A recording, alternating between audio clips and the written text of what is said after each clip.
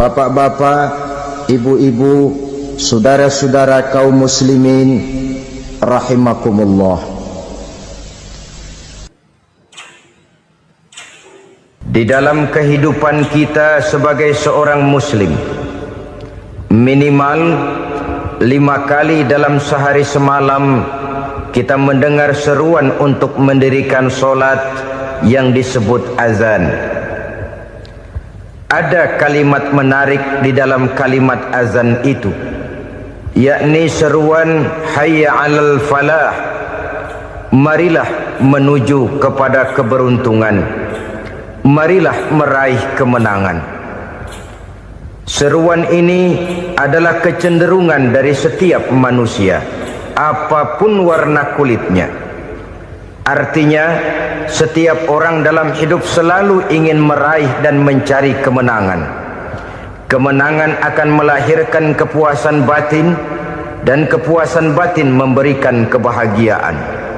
Sedangkan kekalahan melahirkan penderitaan batin, dan penderitaan batin menjerumuskan seseorang di dalam berbagai bentuk kerugian. Jikalau inilah seruan azan, maka masalahnya ialah apa yang menyebabkan kita meraih kemenangan. Al-Quranul Karim memberikan tuntunan dan ajaran kepada kita bahwa orang-orang yang memperoleh kemenangan itu tidak lain adalah orang-orang yang bertakwa. Hanyalah mereka yang bertakwa kepada Allah Subhanahu wa ta'ala pada akhirnya akan tampil sebagai pemenang. Lalu siapa orang yang bertakwa itu? Dijelaskan dalam awal-awal Al-Baqarah, orang yang bertakwa yang akan meraih kemenangan. Pertama, allazina yu'minuna bil ghaib, yaitu orang-orang yang beriman kepada yang gaib, percaya bahwa ada alam yang gaib, alam yang abstrak, alam yang tidak bisa dijangkau oleh salah satu daripada panca indera kita. Mereka percaya dan beriman kepada adanya malaikat, beriman kepada adanya iblis dan jin, beriman kepada adanya alam kubur, beriman kepada adanya alam mahsyar, beriman kepada adanya alam akhirat, beriman kepada adanya surga dan neraka. Beriman bukan cuma sekedar beriman dalam ucapan bibir saja, tetapi beriman yang nilai iman itu mampu mewarnai gerak dan gaya hidupnya. Iman yang meresap sampai ke tulang sumsum, kemudian memberikan dampak positif di dalam kehidupan manusia. Alam, kita tahu, adalah sesuatu yang selain Allah, dan Allah bukanlah alam. Apapun namanya selain daripada Allah, itu adalah alam. Alam pada hakikatnya terbagi menjadi dua. Ada alam syahadah, alam nyata, alam konkret, alam yang bisa dijangkau oleh salah satu indera kita.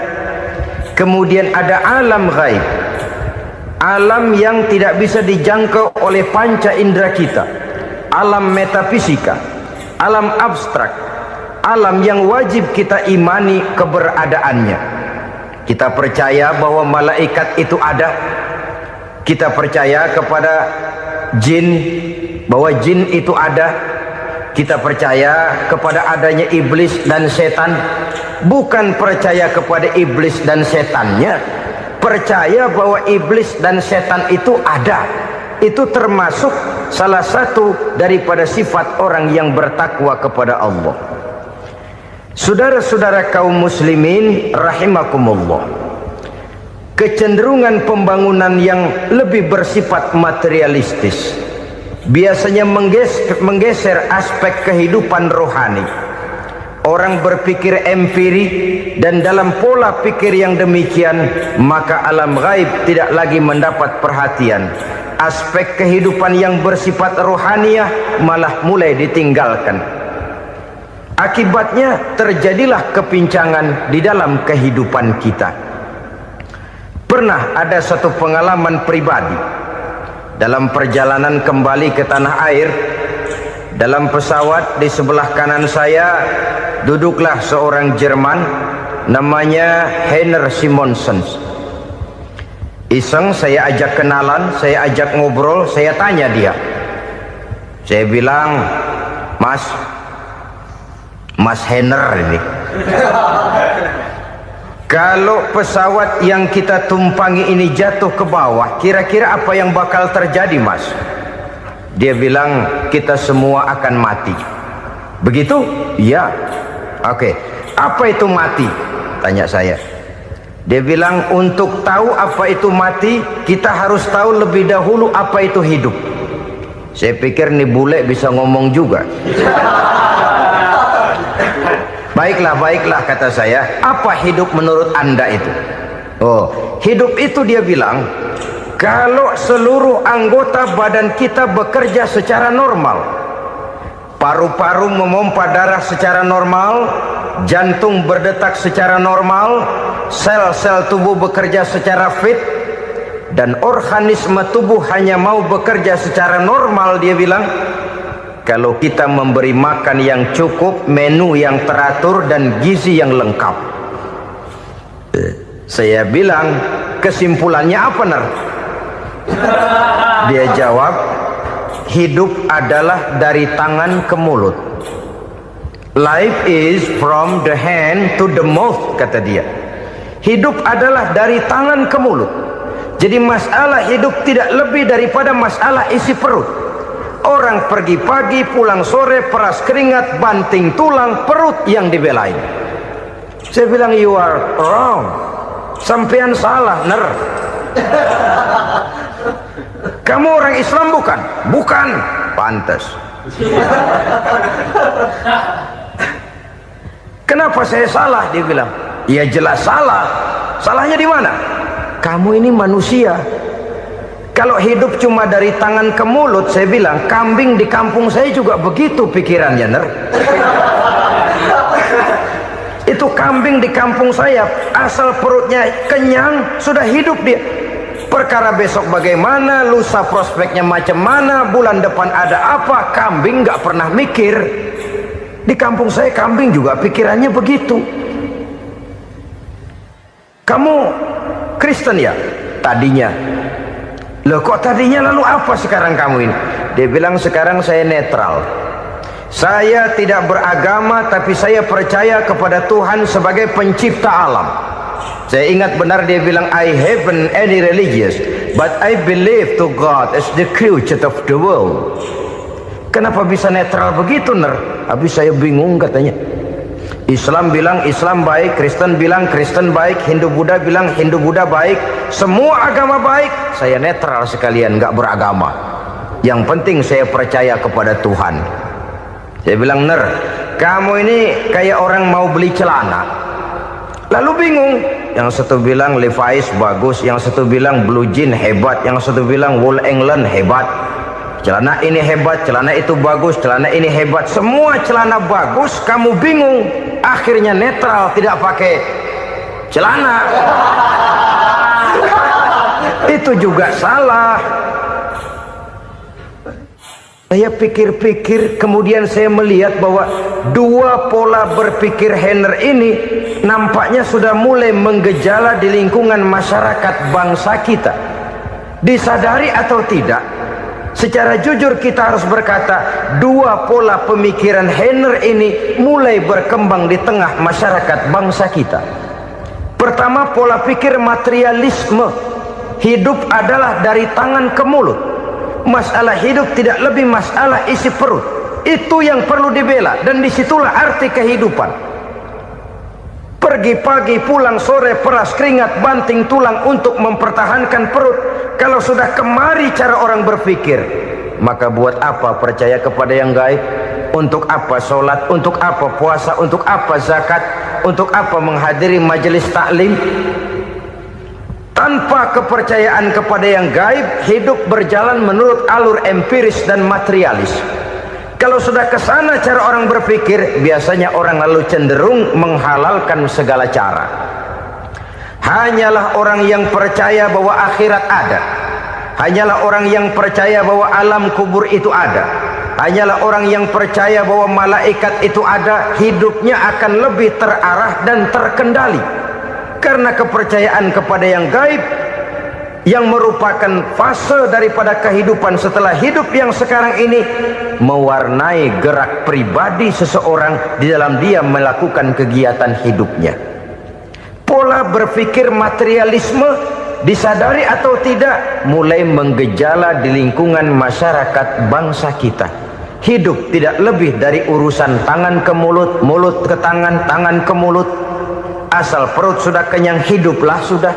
Perkara bagaimana prospek hari yang akan datang, bagaimana akhirat, tidak jadi persoalan. Ini yang oleh Nabi diperingatkan, ad-dunya sijnul mu'min wa jannatul kafir. Dunia adalah penjara bagi orang beriman dan surga bagi orang kafir. Dulu di zaman Belanda hadis ini pernah disalah tafsirkan, disalah artikan, digunakan sebagai senjata untuk mengkebiri dan membuat impoten umat Islam. Sudahlah umat Islam gak usah macam-macam, kata Belanda. Dunia ini kan penjara buat orang Islam, surga buat orang kafir. Di penjara jangan bertingkah.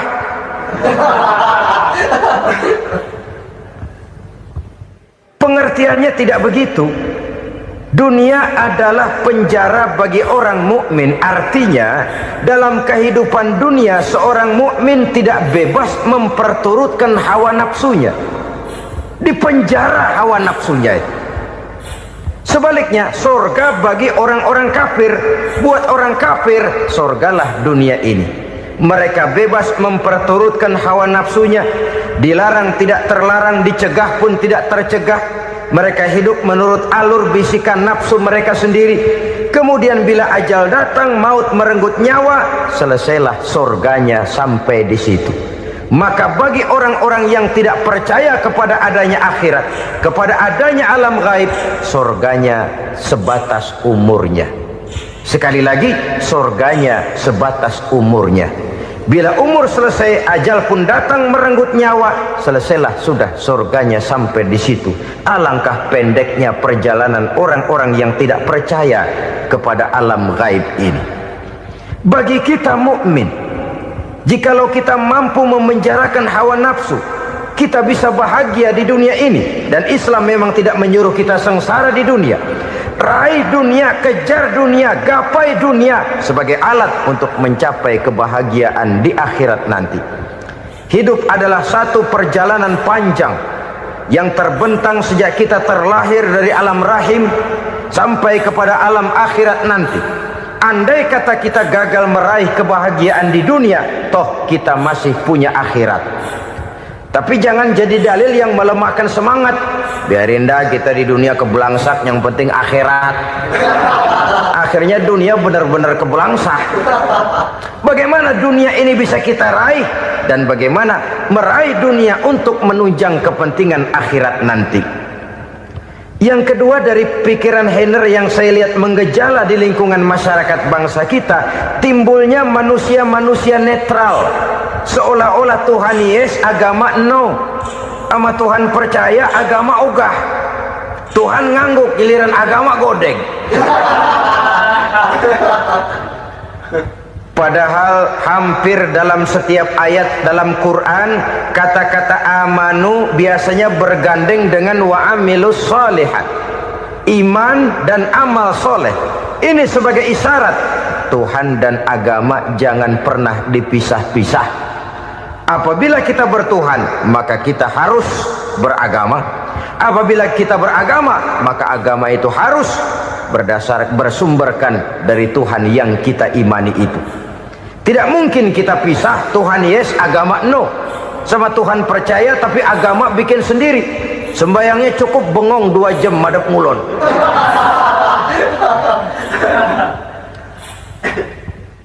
Saudara-saudara kaum muslimin rahimakumullah. Jadi dengan demikian, agama yang kita akui merupakan unsur mutlak di dalam pembangunan sekarang ini, merupakan bagian dari kehidupan yang menuntun kita bahwa di balik alam nyata ini, di balik alam syahadah ini ada alam gaib. Dan mudabbir, murabbi, yang mengatur, yang menguasai, yang memelihara, baik dia alam nyata, baik dia alam gaib, tidak lain adalah Allah Subhanahu wa ta'ala. Di sana ada satu super power, satu maha kekuatan yang kita perlu bersandar kepadanya. Sebagai makhluk nyata yang hidup di alam nyata, berbuatlah secara nyata sebagaimana harusnya kita berbuat. Karena Islam jelas bukan agamanya orang pemalas.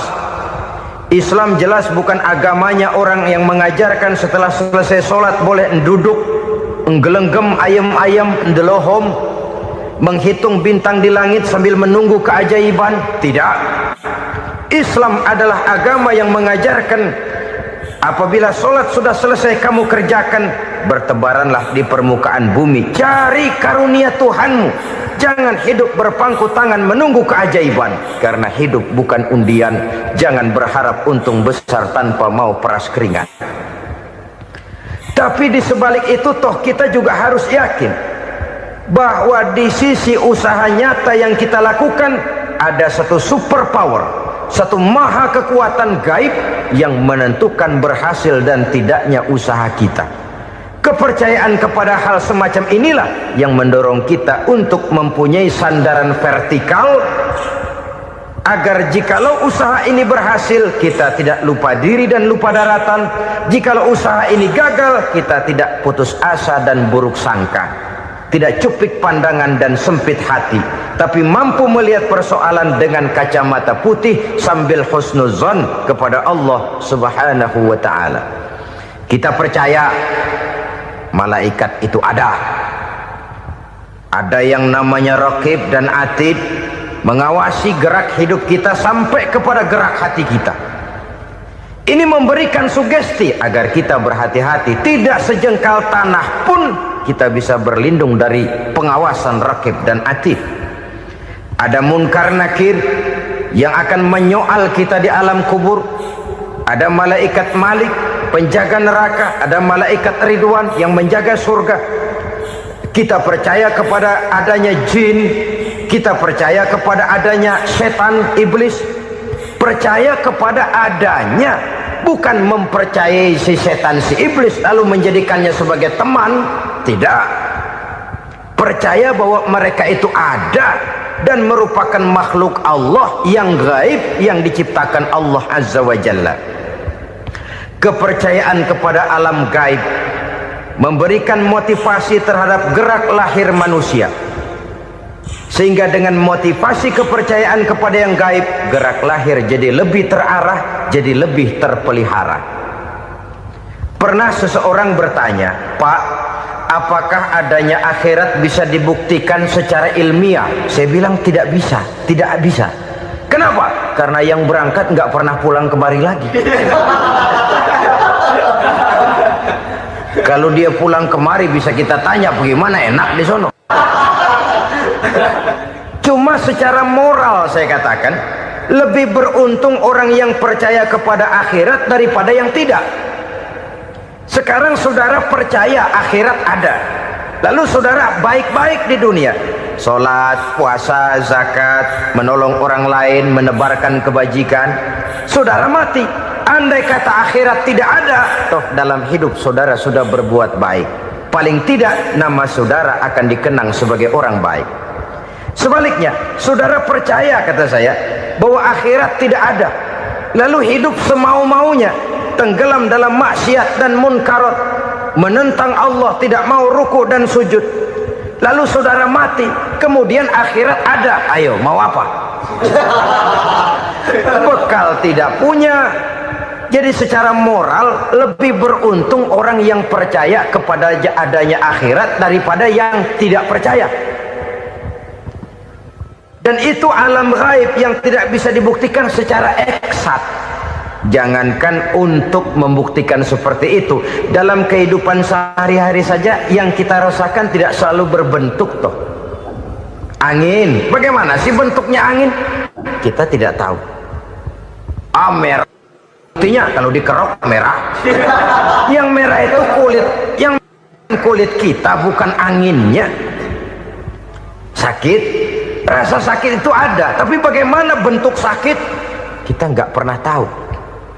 Kalau kita makan cabai pedas, bagaimana bentuk pedas itu tidak ada, tapi rasa ada.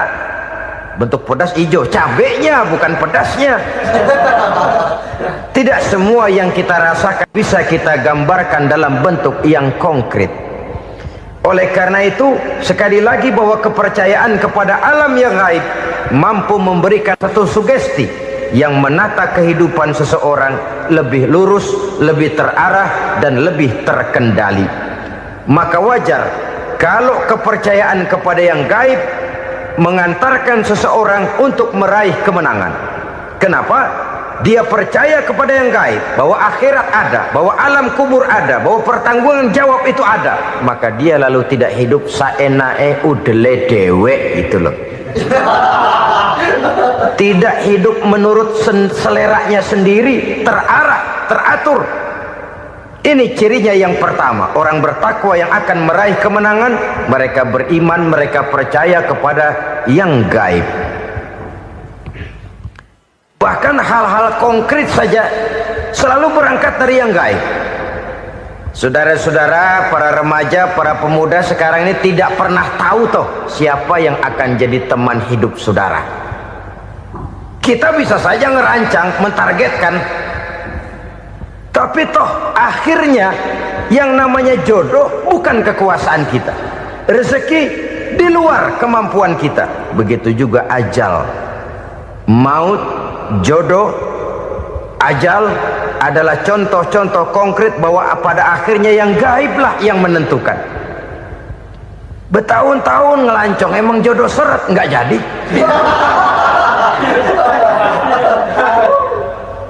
Begitu kenal baru setengah malam nginep ditangkap hansip kan.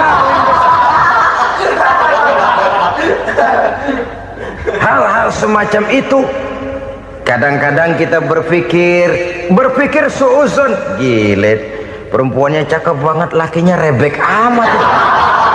Memang begitulah jodohnya. Memang begitulah jodohnya. Saudara hadirin ma'asyiral muslimin yang saya hormati, jadi hal-hal yang konkret saja kita yakini sepenuhnya ditentukan oleh satu superpower yang gaib itu tadi. Dari sanalah segala ketentuan itu berangkat dan kesanalah segalanya akan kembali. Maka kepercayaan kepada yang gaib meluruskan gerak hidup seseorang dan itu akan mengantarkan dia kepada meraih kemenangan. Satu. Yang kedua, wa yuqimuna shalah. Orang bertakwa yang akan meraih kemenangan itu adalah orang-orang yang mendirikan sholat. Kenapa sholat mengantarkan orang untuk meraih kemenangan? Yang jelas, inna sholata tanha anil fahsya'i wal munkar. Sholat mampu mencegah manusia dari perbuatan keji dan munkar. Banyak filsafat hidup yang terkandung di dalam sholat ini. Sejak kita wudhu sampai kita menghadap ke arah kiblat, sampai kita melakukan gerak-gerak sholat, bacaan-bacaan yang ada di dalam sholat, lalu sampai kepada mengucapkan salam. Banyak filsafat hidup yang terkandung di dalam sholat. Umpamanya saja, setelah takbiratul ihram mulai kita dengan sholat dalam posisi berdiri, diajarkan dalam kitab-kitab fikih agar kita melihat ke arah tempat sujud. Ini kan filsafat kehidupan. Kalau kamu sholat dalam posisi berdiri, lihat tempat sujud. Jangan sholat mata jelalatan, sebab nanti bisa mengurangi kekhusyuan. Jadi wajar kalau yang dikatakan bahwa yang paling afdol adalah shaf yang di depan. Kenapa? Secara harfiah pengertiannya akan lebih mengundang kekhusyuan. Kenapa? Kalau kita di shaf paling depan di masjid umpamanya paling banter kita lihat tembok. Tapi kalau kita shaf di tengah atau di belakang, orang-orang di depan kita pun akan kelihatan. Yang bajunya loreng, yang bajunya genggang, yang bajunya macam-macam. Kita lihat, kadang-kadang kita pikirin, ada yang bajunya bolong. Kita sholat tapi dalam hati, nih orang bajunya robek yang nggak tahu apa. Ada saja hal-hal yang mengusik kekhusyuan kita. Oleh sebab itu diajarkan dalam posisi berdiri, lihat, arahkan pandangan matamu kepada tempat sujud. Ini kan filsafat kehidupan. Maksudnya apa? Kalau lagi diri lihat dong tempat sujud. Kalau udah di atas ingat dong sama yang bawah. Kalau sudah tinggi ingat dong dari mana kamu berangkat. Kalau sudah berkuasa bantu dong yang lemah. Kalau sudah kaya santuni dong yang miskin. Kalau sudah alim bimbing dong yang awam. Ini filsafat kehidupan. Dalam posisi berdiri kau lihat tempat sujud.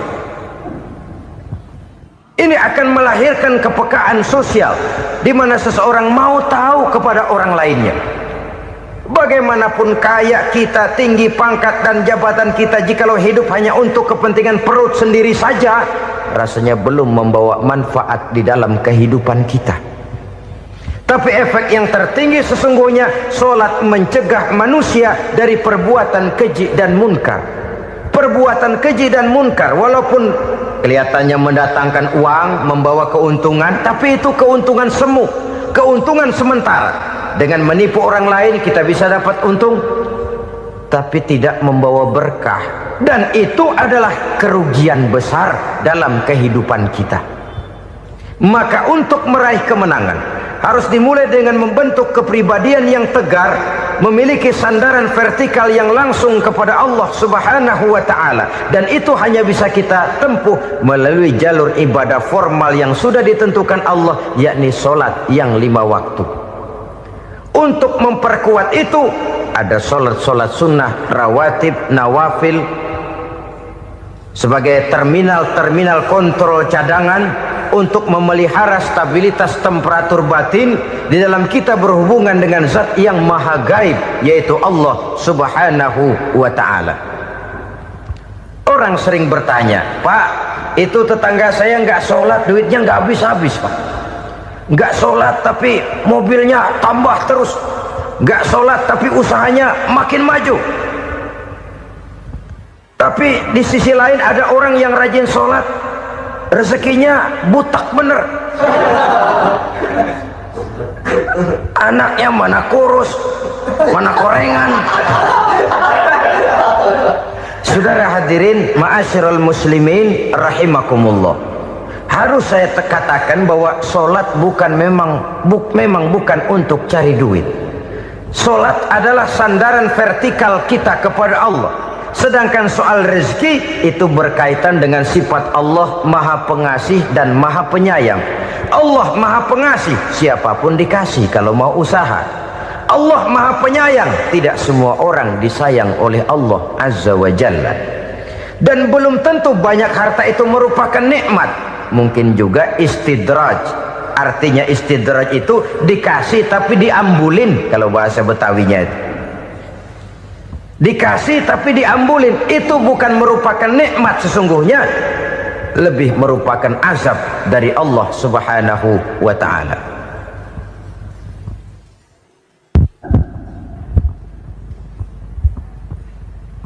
Agama mempunyai sistem solat, dan kita umat Islam telah dituntun oleh Allah Subhanahu wa ta'ala yang wajibnya 5 kali dalam sehari semalam mendirikan solat. Dan itu tentu berada dalam jangkauan kemampuan manusia. Pada awalnya barangkali kita memang merasa solat itu satu kewajiban, tapi semakin kita hayati makna, manfaat dan filsafat yang terkandung di dalam ajaran solat, semakin sampai kita kepada keyakinan bahwa solat adalah keperluan kita. Sehingga pada waktu tertentu dinilai puncaknya, kita tidak lagi akan berkata saya wajib solat, tapi kita akan berkata saya perlu solat. Kalau kita sudah merasakan itu adalah keperluan kita, nah di sanalah kita baru akan merasakan ruginya kalau hal itu tidak kita laksanakan. Sepanjang kita masih berkata saya wajib sholat, kita akan lebih merasakan dia sebagai beban ketimbang sebagai keperluan. Yang jelas Allah tidak memerlukan ibadah yang kita laksanakan ini. Dengan kata lain, andai kata satu dunia penuh ini orang tidak ada yang sholat satu pun, Allah tidak akan turun dari jabatan Tuhan. Jangan lalu berpikir kalau kita ngambek se-RW kagak sembahyang Tuhan tekor kali ini ya. Tentu tidak. Itu perlunya kita, bukan perlunya Allah. Dan pada induknya kita akan berkata, saya perlu agama. Kalau secara induk kita sudah memerlukan agama, maka konsep-konsep yang ada di dalam ajaran agama itu pun adalah juga merupakan keperluan kita. Baik dia bernama sholat, baik dia bernama puasa, baik dia bernama zakat, baik dia bernama haji, seluruhnya adalah keperluan kita. Dan sesuatu yang kita perlukan apabila tidak kita laksanakan akan melahirkan kerugian di dalam kehidupan. Jangan heran kalau kita membaca riwayat perjalanan hidup para salafus soleh, orang-orang soleh. Ada yang tahajud sampai 100 rakaat, ada yang sholat malam kakinya sampai bengkak. Kita sekalinya bengkak biri-biri. Ada yang sholat membaca surah dalam Al-Quran sampai khotam Quran. Kok mau? Mereka sudah merasakan itu keperluan. Itu saja soalnya. Satu saat pun jikalau kita merasa bahwa itu keperluan saya, kita pun akan melaksanakan seperti itu. Keperluan saya dalam kehidupan. Inilah yang kedua. Yang ketiga, orang bertakwa yang akan meraih kemenangan itu, wa mimma razaqnahum yunfikun. Mereka membelanjakan sebagian daripada rezeki yang diberikan Allah kepada mereka. Mereka infakkan di jalan Allah. Ada satu dialog menarik. Satu hari seorang anak muda bertemu dengan seorang kakek-kakek yang sudah dikenalnya baik. Bertanyalah anak muda ini, "Kek, umur kakek berapa tahun?" 15 tahun, kata si kakek. "Anak kakek berapa orang?" 1. "Harta kakek berapa banyak?" 15 juta. Si anak muda ini bengong, lalu protes, "Kok kakek bohongin saya?" "Kenapa?" "Saya tahu umur kakek 70 tahun. Kenapa ngaku 15? Saya tahu anak kakek 5. Kenapa bilang 1? Saya tahu kakek miliuner, miliaran uang kakek. Kenapa ngaku cuma 15 juta? Begini, kata si kakek tadi. Benar, umur saya 70 tahun. Tapi dari umur yang 70 tahun itu baru 15 tahun terakhir ini saya merasakan ibadah kepada Allah. Meninggalkan maksiat, jauh dari segala macam munkarat. Maka yang 15 tahun inilah yang benar-benar saya rasakan sebagai umur saya. Benar anak saya 5, tapi yang 4 susah diatur. Cuman 1 rasanya nih yang bakal jadi si buah hati belahan jantung berlanjut cerita penerus sejarah. Cuma 1 ini yang saya harapkan, yang akan jadi anak soleh, yang akan membuat saya menerima pensiunan pahala. Kalau yang 4 apek dah, nggak ada harapan. Yang 1 nyekek botol melulu. Oh begitu, iya. Lalu kenapa kakek bilang harta kakek cuma 15 juta padahal saya tahu kakek uangnya miliaran, depositonya banyak? Ya karena 15 juta itulah yang saya ingat yang pernah saya belanjakan di jalan Allah. Saya merasa itulah harta saya yang sebenarnya. Yang miliaran yang saya simpan di bank kelak kalau satu saat saya mati akan jadi rebutan di antara anak-anak saya.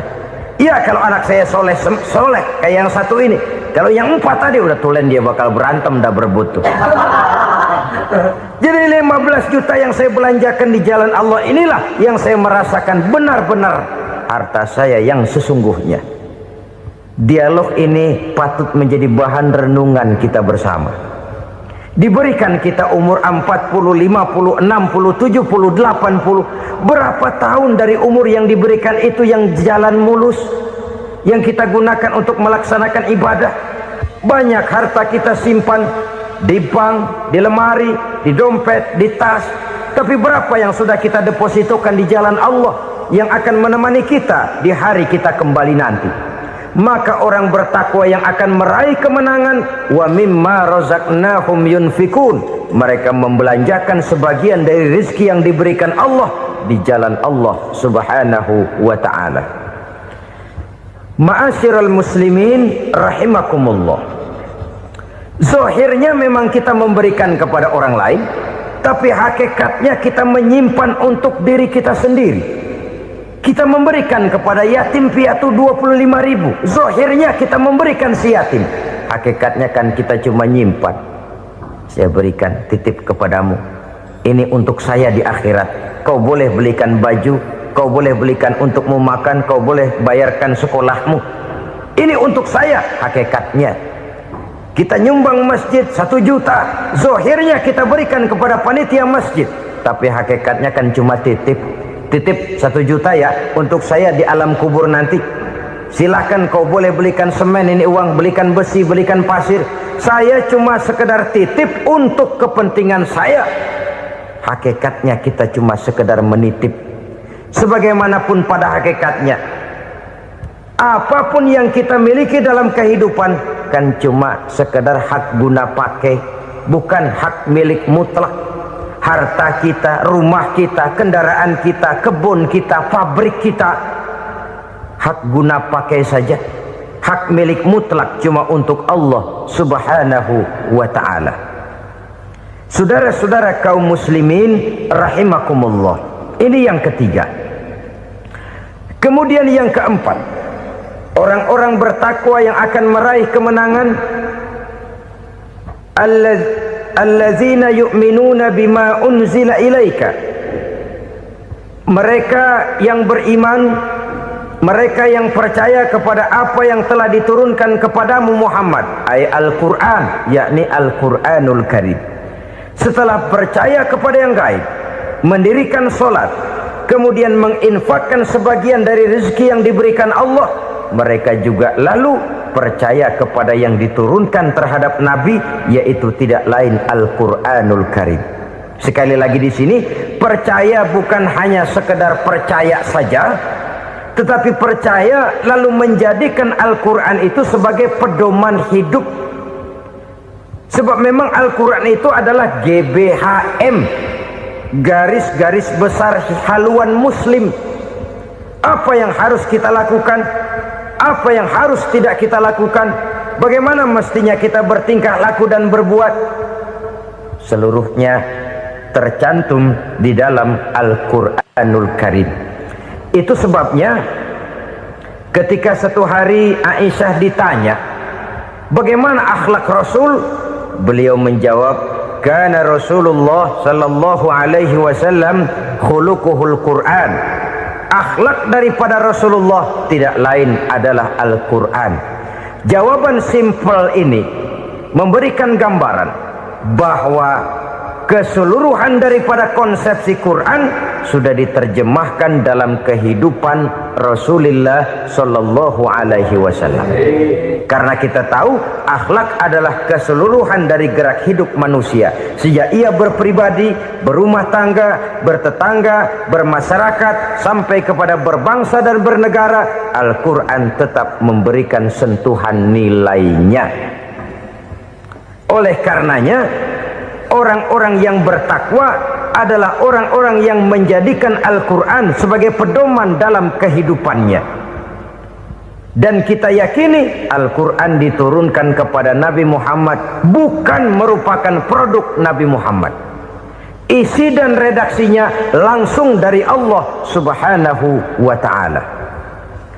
Kemudian cirinya yang kelima, orang bertakwa yang akan meraih kemenangan itu, wa ma unzila min qablika, tidak hanya sekedar percaya kepada yang diturunkan terhadap Nabi Muhammad yaitu Al-Quran, mereka juga percaya kepada apa yang pernah diturunkan kepada para nabi, kepada para rasul sebelum Nabi Muhammad.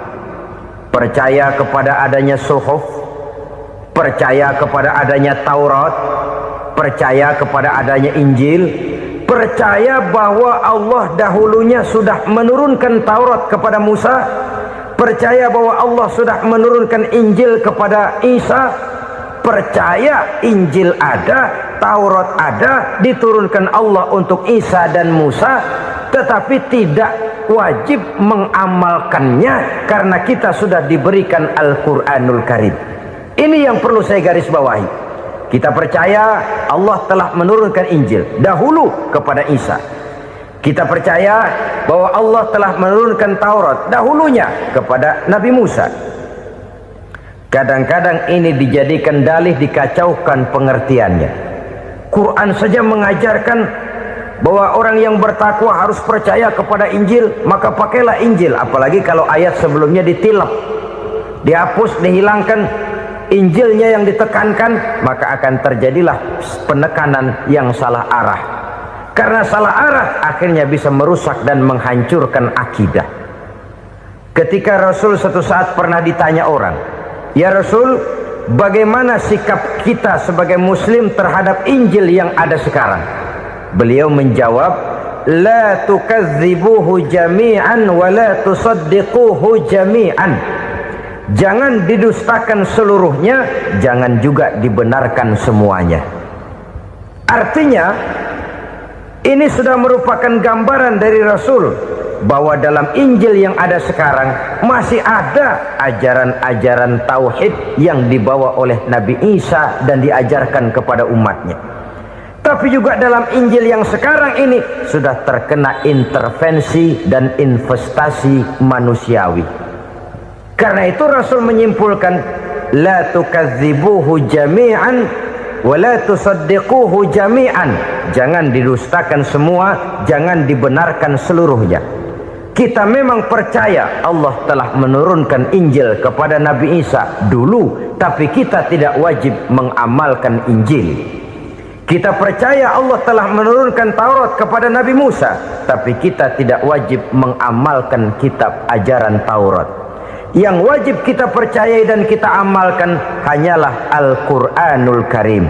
Kenapa? Oleh karena baik yang ada di dalam Taurat, baik yang ada di dalam Injil, tentu tercakup di dalam Al-Quran sebagai kitab terakhir yang diturunkan oleh Allah Subhanahu wa Ta'ala. Dan itu wajar. Kalau seorang pejabat mau mengeluarkan satu keputusan baru, tentu dia harus meninjau keputusan-keputusan lama. Andai kata dianggap tidak berlaku, dianggap tidak relevan lagi, maka keputusan-keputusan lama itu tentu sudah dianggap tidak berlaku. Sebagian daripada aturan-aturan dalam keputusan lama yang masih dianggap relevan tercantum dalam keputusan baru yang wajib diamalkan. Begitulah hubungannya antara Al-Quran, Taurat, Zabur, dan Injil. 4 kitab samawi yang diturunkan Allah masing-masing kepada Zabur untuk Nabi Daud, Taurat untuk Nabi Musa, dan Injil untuk Nabi Isa alaihi wassalatu wassalam. Ketiga-tiga kitab itu kita percayai adanya. Kita yakini Allah telah menurunkan Zabur, Taurat, dan Injil, tapi kita tidak wajib mengamalkannya. Yang wajib kita mengamalkannya sekarang ini tidak lain hanyalah Al-Quranul Karim saja, karena ia mencakup apa yang ada di dalam Zabur, apa yang ada di dalam Taurat, dan apa yang ada di dalam Injil. Keotentikannya bisa dipertanggungjawabkan. Ya, tapi kan Nabi Muhammad sudah mati 14 abad yang lalu, dan di zaman beliau Al-Quran kan belum dikodifikasikan, belum ditulis. Bagaimana keotentikannya bisa dipertanggungjawabkan? Mudah saja. Allah berjanji, "Inna nahnu nazzalna dzikra wa inna lahu lahafizun." Kami yang menurunkan Al-Quran dan kami yang akan menjaga dan memeliharanya. Allah turunkan Quran, Allah menjaganya. Bagaimana cara Allah menjaga Al-Quran itu? Banyaknya orang-orang yang hafaz Al-Quran. Hafaz Al-Quran 30 juz, 114 surah, 6.666 ayat. Sehingga jangankan satu kata, jangankan satu ayat, satu kalimat saja berubah sudah akan timbul reaksi dan mudah dimengerti. Kenapa? Banyak orang-orang yang hafaz Al-Quran. Sedangkan pada setiap akhir tahun biasanya malaikat Jibril selalu mengadakan checking terhadap ayat-ayat yang diturunkan pada waktu itu. Di zaman Nabi sendiri sudah ada usaha kodifikasi.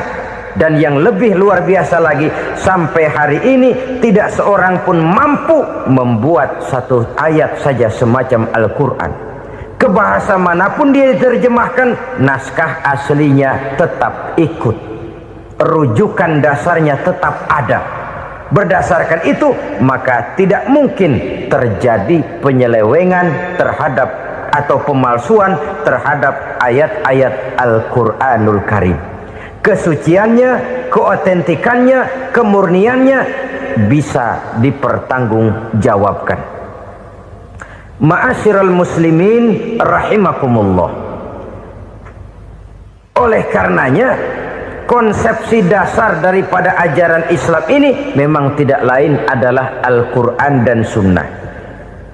Isi daripada agama Islam yang merupakan iman, Islam dan ihsan, konsepsi dasarnya tidak lain adalah Al-Quran dan Sunnah Rasulullah Sallallahu Alaihi Wasallam. Maka yang kita perlukan sekarang ini adalah terjemahan Al-Quran di dalam kehidupan kita. Dengan demikian, maka gaya kehidupan yang lebih Qurani itulah yang kita dambakan. Kita perlu memang terjemahan Quran dalam bahasa Inggris, dalam bahasa Belanda, dalam bahasa Jepang, tapi yang lebih kita perlukan adalah terjemahan Quran di dalam kehidupan kita. Konsekuen, tidak memanipulasi, ringan sama kita jinjing, berat sama kita pikul. Jangan kalau lempengan ayat Quran tuh kira-kira enak diamalin, keras teriakan kita. Giliran kira-kira ayat Quran itu mukul kepala kita sendiri, diam kita. Itu ciri yang pernah disindir Allah dalam awal-awal Baqarah juga itu. Ciri beragamanya orang yang munafik. Kullama adha'a lahum masyaw fih, kata Allah. Wa iza azlama alaihim qamu. Apabila terang mereka jalan, apabila gelap mereka berhenti. Artinya, kalau kira-kira di Islam nguntungin, rame-rame pada teriak Islam. Tapi ketika diminta untuk berjuang, ketika dituntut untuk berkorban, rame-rame mengundurkan diri. Nasib agama tidak ubahnya seperti daun pisang yang dikait orang di tepi jalan lantaran tak berpayung di ketika hari hujan. Manakala hujan usailah sudah, daun itu pun dicampakkan di tepi jalan, diinjak pula orang nan lalu. Artinya, orang menjadikan agama cuma sebagai lipstick, decoration only, tidak konsekuen. Hanya pada saat-saat kelihatannya Islam membawa keuntungan, rame-rame orang teriak-teriak tentang Islam. Tapi jikalau diminta berjuang, jikalau dituntut untuk berkorban, biasanya rame-rame juga mengundurkan diri. Jangan heran kalau mayoritas hitungan kita, tapi minoritas peranan kita. Kuantitas kita dalam jumlah, tapi dalam kualitas kita lebih sering jadi penonton daripada jadi pemain.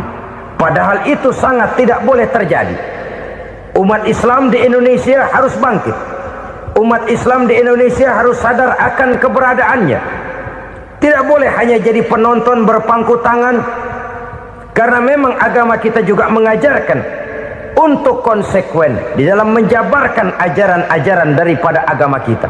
Kita sering menjadi jatuh menjadi umat yang lemah oleh karena kita ini tidak pandai menggalang kebersamaan yang diakibatkan tidak konsekuennya kita.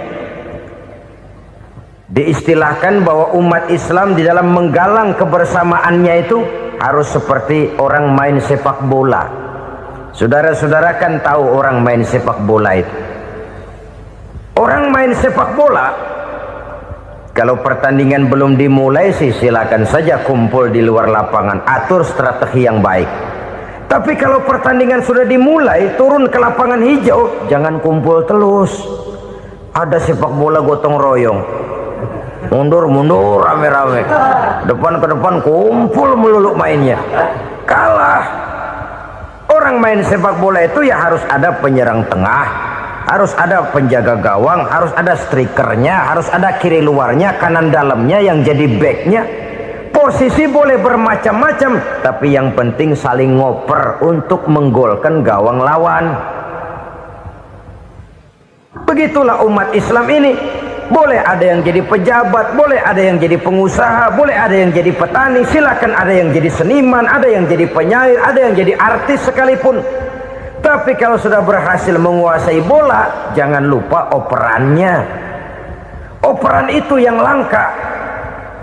Kita ini muslim kadang-kadang kalau sudah memegang menguasai bola, kalau belum mau mampus, belum mau ngoper. Nanti kalau sudah nggak punya bola, baru mau ngoper. Kalau sudah dengar-dengar mau dekat pensiun, baru mau jihad, baru mau berjuang, baru mau ngurus pesantren. Tanda tangan sudah tidak laku, memo sudah tidak dihargai, baru mau berjuang. Kemarin kemana, Mas? Kita tidak pandai memanfaatkan posisi. Dengan kata lain, kalau kembali kepada persoalan kita, konsekuensi kita terhadap agama yang kita anut ini belum ideal. Kita masih lebih sering berislam ini pada saat-saat yang menurut perhitungan kita membawa keuntungan. Tapi kalau diminta berjuang, dituntut berkorban, yang itu pun hakikatnya adalah untuk kepentingan kita juga. Allah tidak pernah menuntut kita untuk jihad bagi kepentingan Allah, itu tidak. Berjuang menegakkan agama Allah, apakah untuk kepentingan Allah? Tidak. Untuk kepentingan kita. Sebab nilai-nilai jihad itu pada akhirnya akan membawa kita kepada suatu kebahagiaan. Setidaknya kalau tidak di dunia, tentu di akhirat sebagai syahid. Oleh karena itu, pada bagian akhir ini saya ingin mengajak, marilah kita konsekuen. Sekali kita berkitabkan Al-Quranul Karim, mari dia kita jadikan pedoman. Jangan cuma kita jadikan sebagai penghias dinding, pelengkap rumah, bahwa di rumah kita ada Al-Quran, tapi yang baca kecoa. Habis pada bolong tuh Quran. Yang penting kan punya Quran. Ditaruh di pintu rumah. Biar apa? Biar kuntilanak kagak masuk katanya. Ya apa itu nasib Quran, cuma kerjanya jaga pintu, ngusir kuntilanak, ngusir memedi. Bagaimana kita hidup menurut tuntunan Al-Quran? Kadang-kadang tidak pernah menjadi masalah bagi kita. Maka bagaimanakah Al-Quran akan mungkin membawa keberkahan dalam hidup kalau ajarannya kita injak-injak dalam keseharian kita? Mewujudkan gaya hidup yang lebih Qurani, itulah yang akan kita rintis di dalam kehidupan kita, bertahap, step by step, menurut kemampuan yang ada pada kita. Jika jalan ini tidak bisa kita selesaikan, percayalah akan ada generasi penerus yang akan melanjutkan usaha dan cita-cita mulia itu.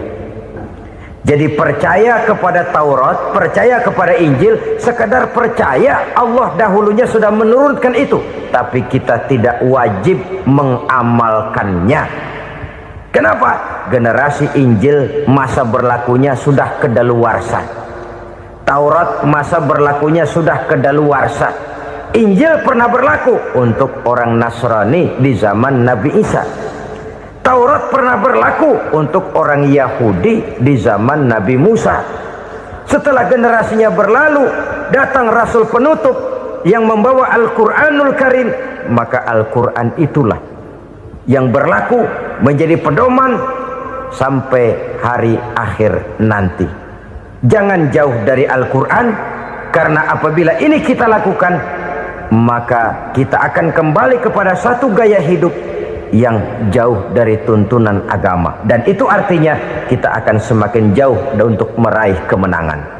Saudara-saudara kaum muslimin rahimakumullah, yang keenam, yang terakhir, orang-orang bertakwa yang akan meraih kemenangan itu wabil akhirati hum yuqinun.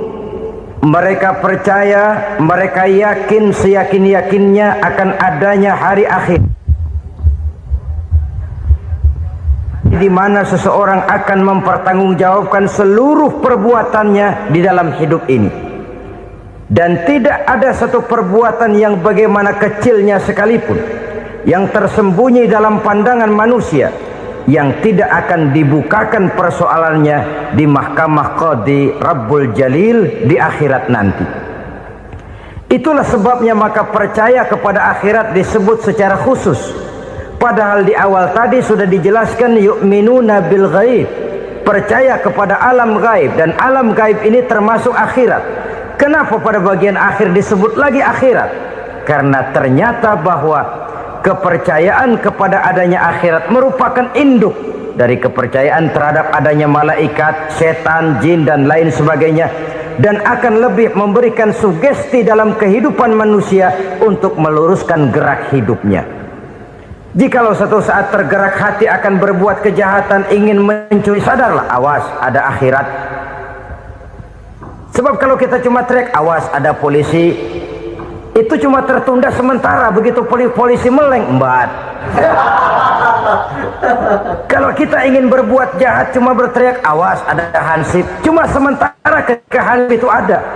Tapi kalau ceritanya awas ada akhirat, mau menyeleweng awas ada akhirat, mau berjudi awas ada akhirat, mau mencuri awas ada akhirat. Keyakinan yang akan meluruskan gerak hidup manusia sehingga gerak itu jadi lebih terarah dan terkontrol, tidak merugikan baik diri sendiri, lebih-lebih orang lain. Ternyata bahwa kepercayaan kepadanya adanya hari akhirat sanggup menjadi sumber daya kontrol dari kehidupan manusia, sehingga ia tidak terjebak dalam perbuatan maksiat dan munkarat. Saudara-saudara kaum muslimin, inilah saja yang kita bicarakan pada pertemuan kali ini. Semoga Allah subhanahu wa ta'ala memberikan kekuatan zahir dan batin kepada kita untuk dapat meraih kemenangan dengan beriman kepada yang gaib, mendirikan solat, membelanjakan sebagian dari rezeki yang diberikan Allah, percaya kepada Al-Quran, beriman kepada kitab-kitab yang diturunkan sebelum Al-Quran, lalu meyakini adanya hari akhirat. Terima kasih.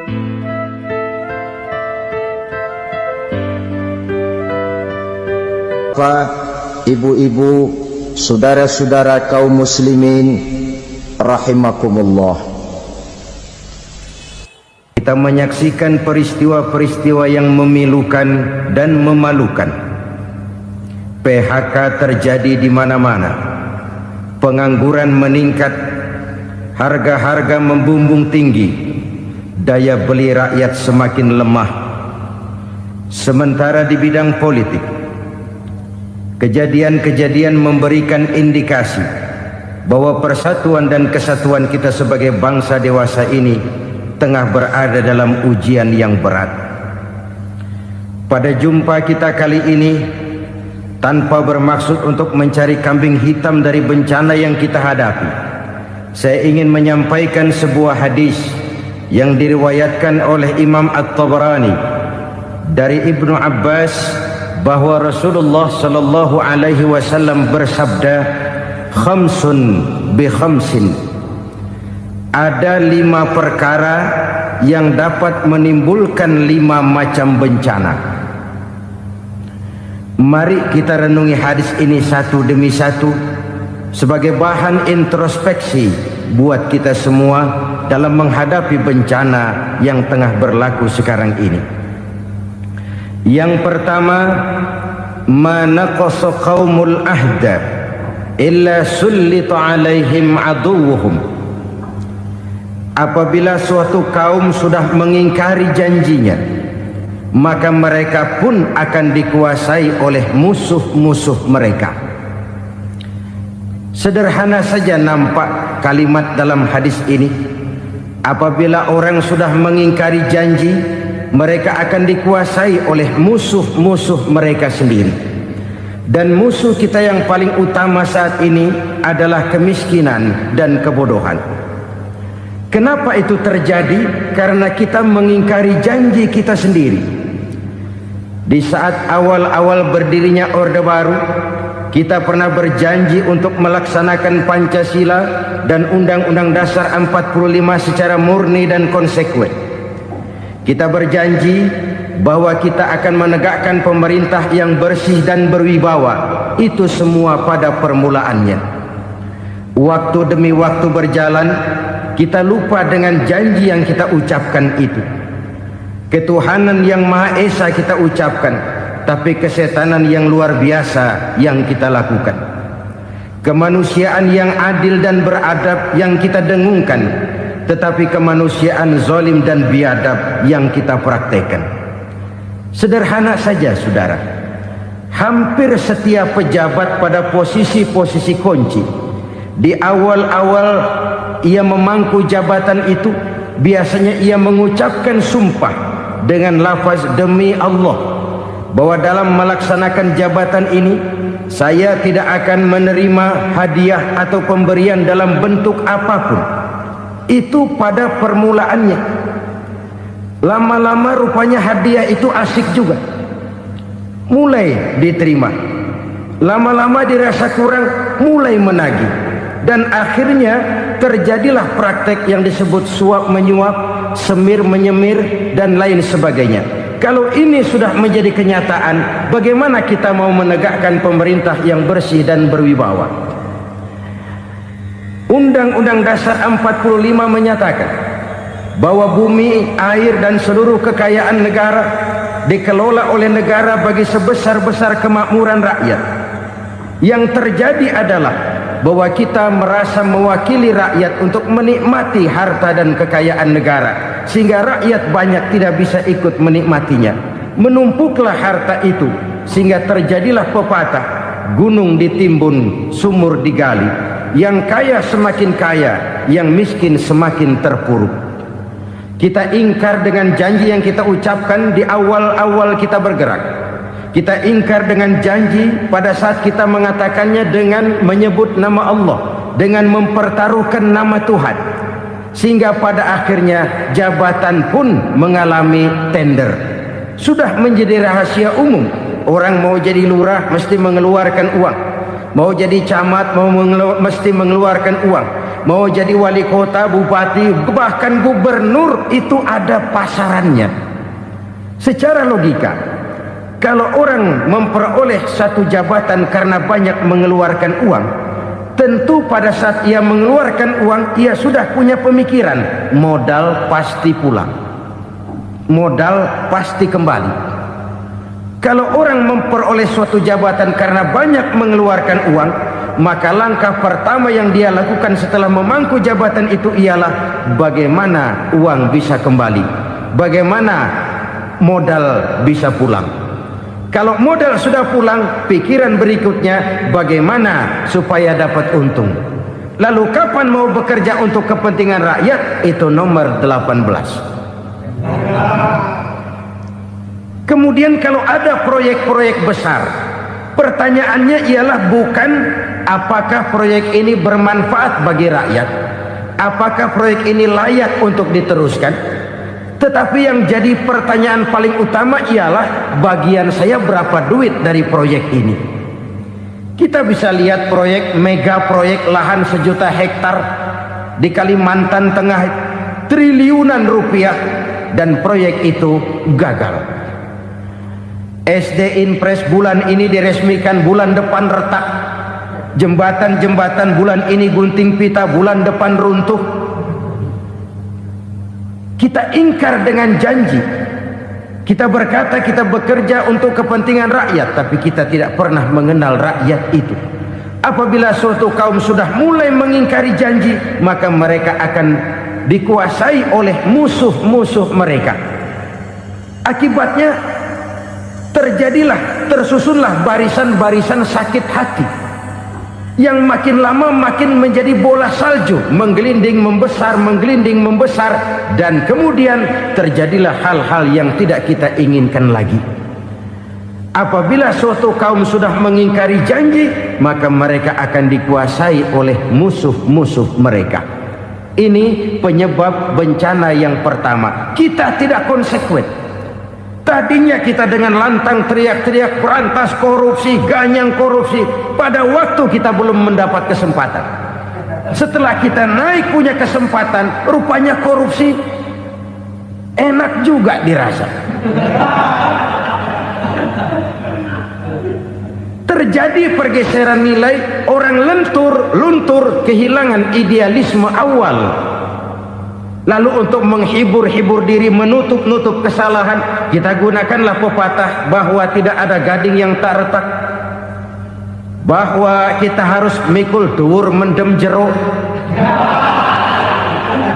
Itu semua cuma sebagai dalih agar kesalahan kita tidak dibicarakan orang lain. Padahal kita sendiri yang mengingkari janji. Kita yang keluar dari komitmen awal kita. Kita berjanji melaksanakan Pancasila dan Undang-Undang Dasar 45 dengan murni dan konsekuen. Kita berjanji untuk menegakkan pemerintah yang bersih dan berwibawa. Namun dalam kenyataannya itu tidak kita laksanakan dengan sebagaimana mestinya. Kita bergeser, kita mengalami proses degradasi, peluncuran nilai, dan akhirnya terbentuklah barisan-barisan sakit hati yang semakin lama semakin membesar itu. Kita harus introspeksi. Memang kalau zaman sedang susah, biasanya kambing hitam laris, tukang kompor gentayangan. Itu dari dulu selalu mencari kambing hitam. Karena itu kita tidak bicara orang, kita tidak bicara siapa yang salah, kita bicara sistem, dan sistem itu bisa mengena siapa saja. Kalau orang sudah mulai mengingkari janji, bergeser dari komitmen awal, itu sudah mulai ia mengalami proses peluncuran, proses degradasi. Ini penyebab yang pertama. Kita tidak lagi konsekuen bahwa bumi, air, sumber daya alam adalah milik negara, dikuasai oleh negara, digunakan bagi sebesar-besar kemakmuran rakyat. Ternyata rakyat yang makmur itu tidak merupakan gambaran yang menyeluruh dari rakyat kita. Undang-undang dasar kita menganut ekonomi kekeluargaan, tapi yang kita praktekkan adalah ekonomi keluarga. Kalau bukan keluarga nggak dapat proyek. Kalau bukan keluarga nggak dapat macam-macam.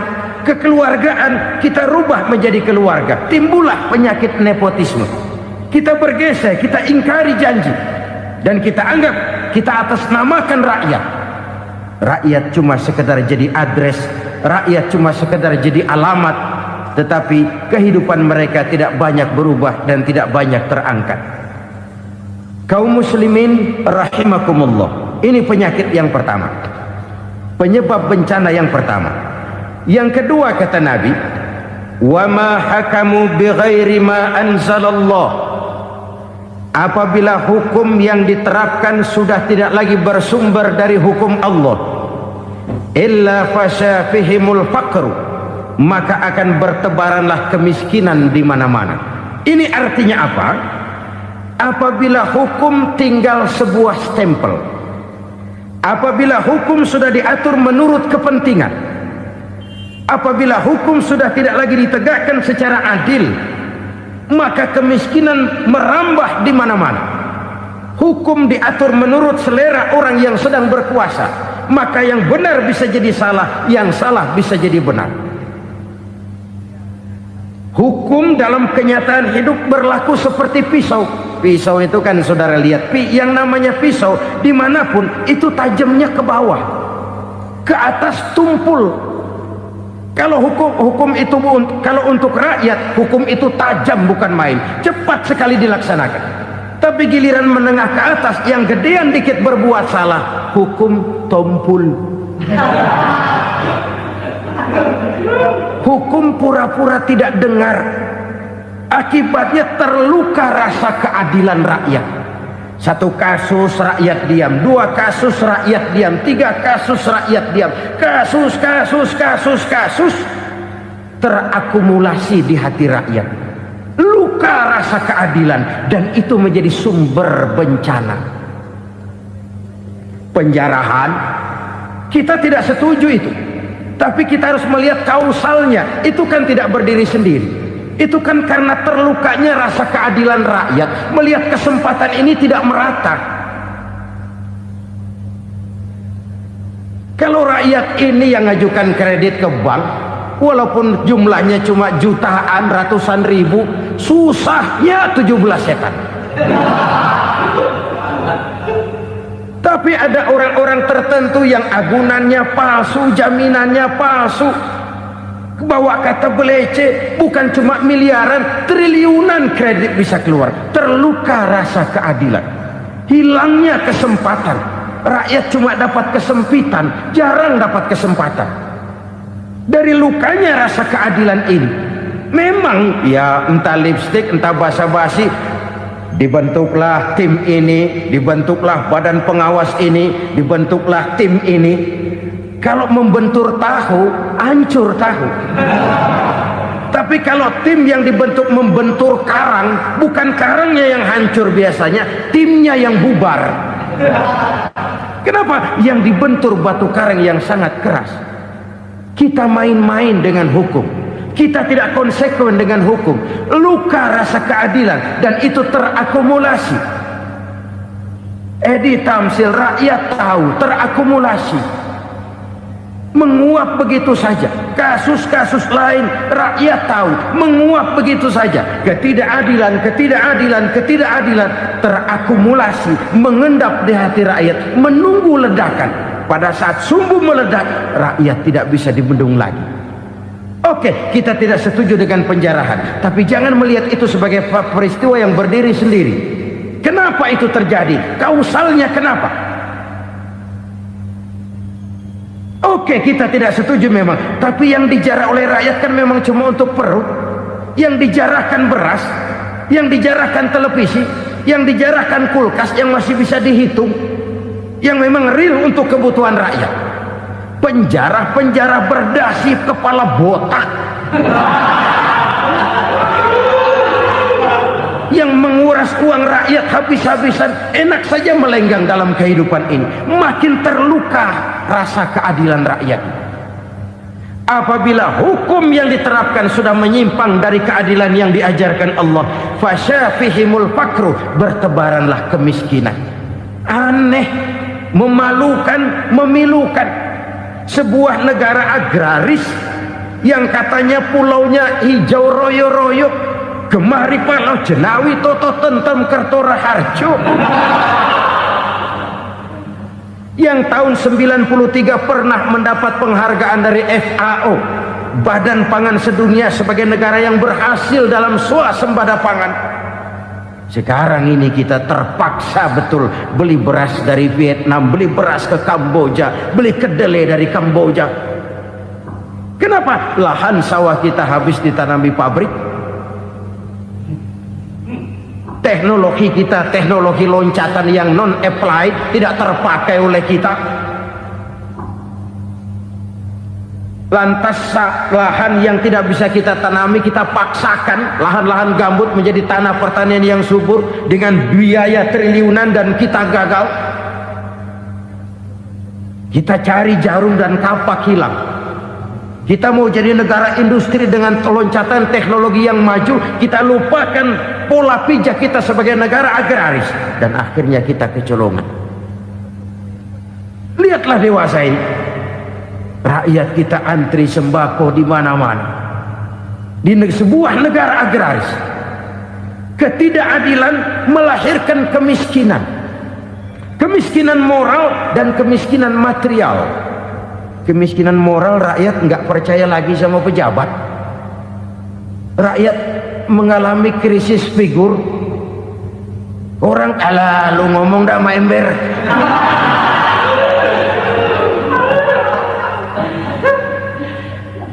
Penataran yang menghabiskan biaya miliaran itu melahirkan pejabat-pejabat korup. Pengawasan yang menghabiskan biaya miliaran itu ternyata impoten, mandul. Kemiskinan moral. Jujur saya berkata, saudara-saudara, setelah pintu reformasi dibuka, itu yang masuk memang macam-macam. Ada yang memang punya tujuan murni, konsekuen dan punya konsep. Ada yang nunggu di tikungan, begitu mobil lewat nyamber pintu, berangkat ikut reformasi. Ada yang memanfaatkan momentum, mumpung untuk nyampein unek-unek, ngerti nggak, pokoknya ngomong. Sehingga keadaan semakin rancu, kebingungan semakin menjadi-jadi, masalah yang paling urgen tidak terselesaikan. Sekarang ini orang berpikir mendingan jadi pala ular daripada jadi buntut macan. Buntut macan memang hebat macan, tapi kalau buntutnya cuma ugel-ugel di belakang buat apa? Mendingan jadi pala ular kecil juga nyaplok. Artinya ya biar kecil juga kalau punya partai kan gagah. Lalu rame-rame bikin partai kayak bikin arisan. Orang makin mengalami dislokasi. Semua mau jadi pahlawan, semua mau nomor satu, semua ngomong iya kalau bidangnya, kalau bukan makin rancu. Marilah lewat kesempatan ini saya mengajak kita untuk tahu diri. Biarkan politisi ngomong politik, biarkan ekonom menata ekonomi, biarkan praktisi bicara soal hukum, biarkan rakyat munajat, istighfar, mohon pertolongan Allah. Tahu diri kita. Kalau memang ayam, kukuruyuk aja dah. Kalau memang kucing, ayo ngeong. Kalau kambing, silahkan ngembe. Udah tahu ayam, ngeong bunyinya. Suaranya palas, orang nggak ngerti, bingung, makin menjadi-jadi. Ibarat kesebelasan sepak bola bangsa kita sekarang ini, rame-rame mau bikin gol, kiper ikut nyerang sekarang. Memilukan dan bahkan memalukan. Wa ma hakamu bighairi ma anzalallah illa fasyafihimul fakru. Kalau hukum yang diterapkan sudah menyimpang dari keadilan yang diajarkan Allah, bertebaranlah kemiskinan di mana-mana. Coba sekarang ini yang punya duit bingung, apalagi yang kagak punya duit. Yang pengusaha gede ngeluh, apalagi yang pengusaha pas-pasan. Yang kagak punya beras, yang punya beras saja masih bingung, apalagi yang nggak punya beras. Ini sudah demikian merata. Dulu kita kagum mendengar konglomerat kelas buadah, kelas-kelas yang seakan-akan cuma ada dalam khayalan mereka, punya kekayaan miliaran dolar, triliunan. Sudahlah, seolah-olah nggak terjangkau sama kita. Weh, ternyata yang gede-gede itu juga gede utangnya. Dan rontok satu demi satu. Ternyata rakyat selama ini cuma dialamatkan, cuma dijadikan address. Rakyat yang tidak banyak ngerti persoalan ini harus menanggung hidup ini begini berat, harus menanggung beban hidup ini begini tinggi. Daya beli semakin lemah, semakin terpuruk dan terpuruk, sedang keadaan belum juga banyak berubah. Yang hutang sama luar negeri itu kan bukan rakyat kecil, Ciano. Yang banyak nyimpen dolar juga kan Ciano. Rakyat kecil bocah kampung mah jangankan nyimpen dolar, ngelihat juga tumben. Kemana kita mesti bercermin? Sekali lagi saya mengatakan maaf, kita tidak bermaksud mencari kambing hitam. Karena itu kita tidak bicara orang, kita bicara sistem, kita bicara keadaan. Beginilah yang dikatakan Nabi, penyebab timbulnya bencana, hukum yang ditegakkan tidak lagi berorientasi kepada keadilan, tapi berorientasi kepada kepentingan. Akhirnya bentuk hukum seperti pisau, tajam ke bawah, tumpul ke atas. Hukum cuma buat rakyat kecil, tetapi kelompok menengah ke atas kadang-kadang kebal dari perlakuan hukum. Maka bertebaranlah kemiskinan. Iya, kemiskinan moral berupa lukanya rasa keadilan. Kalau rasa keadilan terluka, orang kan nunggu kesempatan, saudara. Iya, dia nggak bisa ngomong, iya dia nggak sanggup action, iya dia nggak bisa tunjuk rasa, tapi hatinya kan kapan ada kesempatan, kapan ada waktu, tunggu. Hatinya mesti begitu. Sehingga begitu ada kesempatan, terjadilah hal-hal yang tidak terhindarkan. Dan itu ekses, bukan reformasi. Jangan seperti sebuah dialog saya dengan seorang abang beca. Saya bertanya, bang, ya, abang tahu nggak reformasi? Tahu, Ustadz. Apa? Pembakaran. terus penjarahan, lalu perkosaan. Itu referensi, itu yang saya lihat. Nah, itu yang dia lihat. Saya tentu tidak menyalahkan abang beca kita, karena memang itu yang dia lihat dan sejauh itu wawasannya. Tapi ini indikasi bahwa banyak rakyat kita yang belum bisa menggunakan kebebasan secara bertanggung jawab. Padahal kebebasan tanpa tanggung jawab tirani. Sebuah contoh gampang-gampangan. Saya beli radio, saya setel di kamar saya, lalu saya bilang, ini radio gue. Yang beli gue, pakai duit gue setel di kamar gue, sekeras-kerasnya, gak ada urusan sama orang lain. Itu kata saya. Tetapi tetangga saya sebelah rumah kan boleh juga ngomong begitu. Kata tetangga saya, ini mata gue, yang ngantuk gue tidur di kamar gue, kenapa suara radio lu nyampe kemari? Artinya apa ini? Kebebasan saya nyetel radio dibatasi oleh kebebasan tetangga saya yang mau tidur. Tidak ada kebebasan mutlak. Kebebasan mutlak tanpa tanggung jawab kembali akan melahirkan tirani, kembali akan melahirkan pemaksaan kehendak. Dan itu lagi-lagi bukan demokrasi. Saudara-saudara kaum muslimin rahimakumullah, ini penyakit yang kedua, lukanya rasa keadilan, terutama di kalangan rakyat kecil. Itu mengendap menjadi akumulasi dan menunggu giliran kapan bisa dimuntahkan. Dengan kata lain, rakyatnya udah banyak banget makan yang perutnya jadi enak, nyelam, kapan nunggu muntahnya. Udah begini banyak akumulasi yang mereka pendam di perut ini, sehingga ketika terjadi kesempatan itu sudah tidak terkendalikan lagi. Kita out of control. Saya tidak mentolerir sikap-sikap kekerasan. Bahkan saya lebih cenderung bahwa kalau di rumah kita banyak tikusnya saja racuni, jangan rumah dibakar. Bahwa ada korupsi, iya. Ada kolusi, memang. Ada nepotisme, tentu. Tetapi tikusnya saja racuni. Jangan rumah dibakar. Masa mau ngusir tikus bakar rumah? Tikusnya lari, tikusnya selamat, rumahnya ewes-ewes.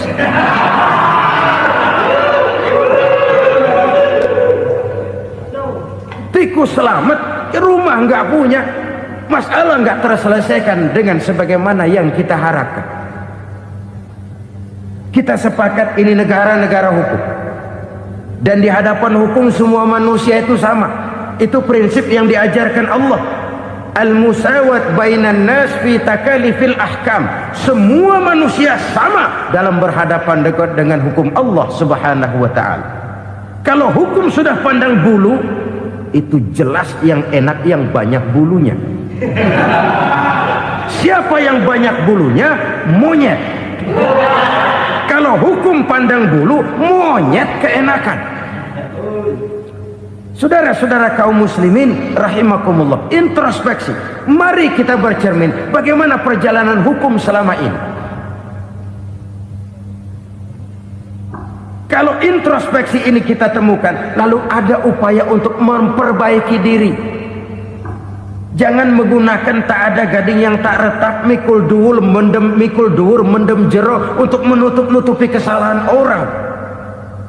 Padahal kesalahan itu sedemikian besar. Padahal rakyat kita tiap hari antri sembako. Ada yang sehari sekali makan, ada yang makan sudah bercampur tiwul, ada yang nasi sudah dicampur pisang, balik jadi orok lagi. Macam-macam upaya rakyat untuk menangsal perut ini. Lalu rakyat ditenang-tenangkan, lebih baik puasa Senin Kemis sambil menghadapi krisis ekonomi. Kenapa rakyat yang disuruh puasa? Kenapa bukan pejabatnya yang puasa lebih dulu untuk kemakmuran rakyat? Kalau rakyat yang memang perutnya udah gepeng disuruh puasa, makin krempeng perutnya. Artinya pejabat harus punya sense of politik. Ya, tidak, puasa itu kan tidak cuma Senin Kemis saja puasa itu. Puasa perasaan, puasa menghargai perasaan yang sedang kondisi yang sedang dihadapi oleh rakyat. Bagaimana rakyat yang tengah antri sembako melihat pejabatnya lewat dengan mobil yang harganya sampai 1 miliar. Oh, inilah pemimpin saya. Luka lagi rasa keadilannya. Kita tidak tenggang rasa. Puasa dalam artian itu pun akan menolong menegakkan semangat kebersamaan, membentuk semangat kebersamaan. Saudara-saudara kaum muslimin rahimakumullah, penyebab bencana yang ketiga dikatakan oleh baginda Nabi, wala dhaharat fihimul fahishatu illa fasha fihimul maut. Apabila kekejian telah merajalela, maka maut bertebaran di mana-mana. Kita renungi butir kalimat dalam hadis ini. Apabila kekejian telah merajalela, maut bertebaran di mana-mana. Begitu murah arti sebuah kehidupan. Penjarahan untuk hal-hal yang kecil tapi sampai mengorbankan nyawa. Apabila kekejian sudah terjadi di mana-mana, maut pun bertebaran. Maut dalam arti berpisah ruh dengan jasad, tapi juga maut dalam arti orang bisa mati karirnya, orang bisa mati usahanya, orang bisa mati kesempatannya karena perbuatan-perbuatan keji yang selama ini tidak terbendung. Lahirlah teori mafia. Siapa yang kuat dia yang berkuasa, siapa yang lemah dia menjadi mangsa. Proyek-proyek besar yang menang tender itu ya dari itu ke itu saja. Yang pengusaha-pengusaha tidak punya koneksi, tidak bisa bayar komisi, dapat proyek tetelan. Ada dagingnya dikit, namanya juga tetelan. Dagingnya sudah habis disantap oleh meja.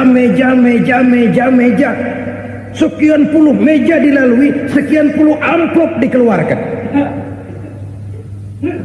Sehingga yang akhirnya ya tinggal tetelan itu tadi. Maka kualitas pekerjaan pun sudah bukan lagi jadi masalah. Demikianlah mafia-mafia ini bermunculan di mana-mana. Di pengadilan terkenallah mafia pengadilan. Hukum bisa dibeli, hukum bisa dipesan menurut kebutuhan sponsor. Mafia peradilan, mafia politik, mafia ekonomi, bahkan mafia agama yang menggunakan agama sebagai kedok, menggunakan agama sebagai dalih, menggunakan agama sebagai topeng untuk melancarkan maksud-maksud politiknya pun tidak tertutup kemungkinan. Apabila kekejian telah merajalela, maut bertebaran di mana-mana. Korupsi, kolusi, nepotisme itu bagian dari kekejian. Kita selama ini kalau mendengar maksiat, itu yang terbayang cuma judi, mabuk, zina. Iya, itu maksiat. Tapi korupsi, kolusi, nepotisme itu juga maksiat dalam bentuk lain. Kalau ini sudah bertebaran, maka maut terjadi di mana-mana. Jangan bayangkan cuma mati orangnya, itu sih kewajiban. Yang menyakitkan itu orangnya masih hidup tapi dibikin mati, karirnya mati. Kenapa? Karena yang diperlukan bukan cuma orang pinter tapi orang taat. Biar pinter, kalau nggak taat minggir. Biar bodoh, kalau taat bisa nyenangin atasan, bisa nyemur. Kumaha juragan wae ayeuna mah. Itu yang kadang-kadang dapat penghargaan. Tidak ada prestasi kerja kecuali bikin senang orang di atas. Kita lihat di desa-desa jalan rusak. Kalau ada berita pejabat anak mau turun, jalan rata sekali. Sampai tanah dari mana aja dikeruk buat ngeratain tuh jalan. Pejabat pulang legok lagi jalanan. Katanya kita kerja buat rakyat, nyatanya kita cuma melayani atas. Kenapa? Terjadi lingkaran setan. Seperti kata lagu Dul Sumbang itu.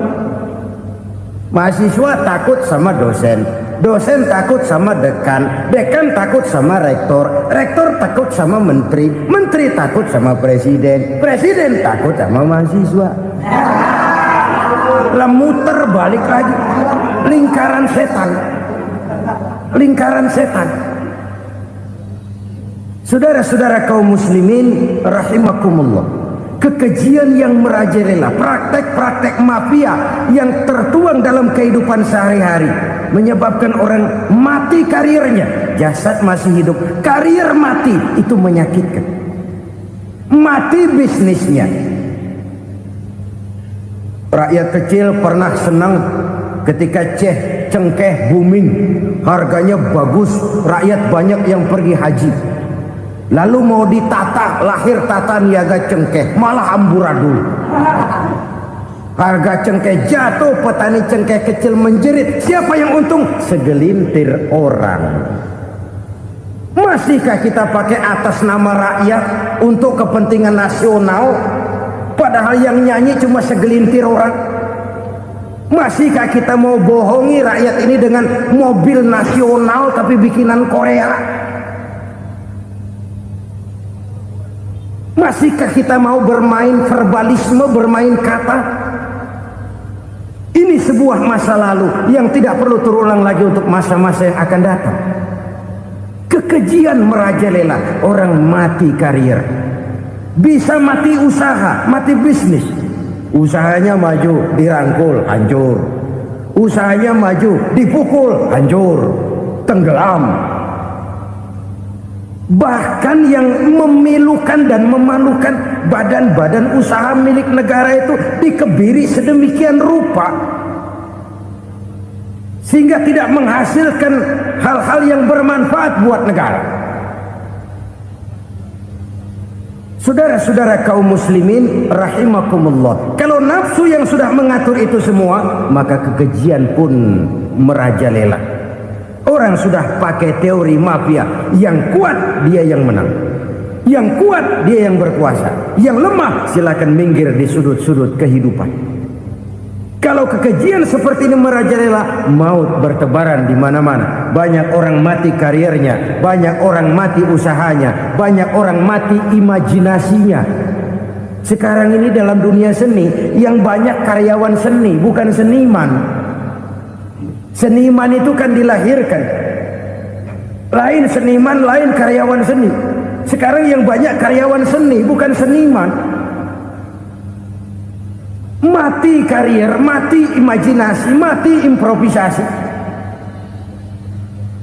sehingga kehidupan persis sinetron. Sinetron itu yang kita lihat rumah mewah, yang kita lihat rumah bagus. Gak pernah kita lihat di sinetron kita ini rakyat antri sembako. Kita dijejali hal-hal yang indah, yang wah, yang membuat kita tenggelam dalam gaya hidup instan, tenggelam dalam gaya hidup wah. Kita lupa dengan realitas keseharian di tengah-tengah masyarakat kita. Lahirlah kelompok-kelompok selebritis, dibesarkan oleh berbagai media. Selebritis pilek aja masuk koran, pilek.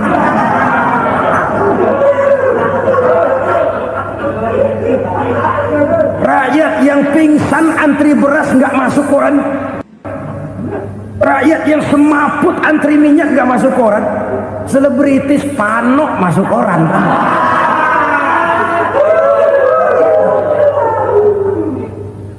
Kita besarkan hal-hal kecil, kita kecilkan hal-hal besar.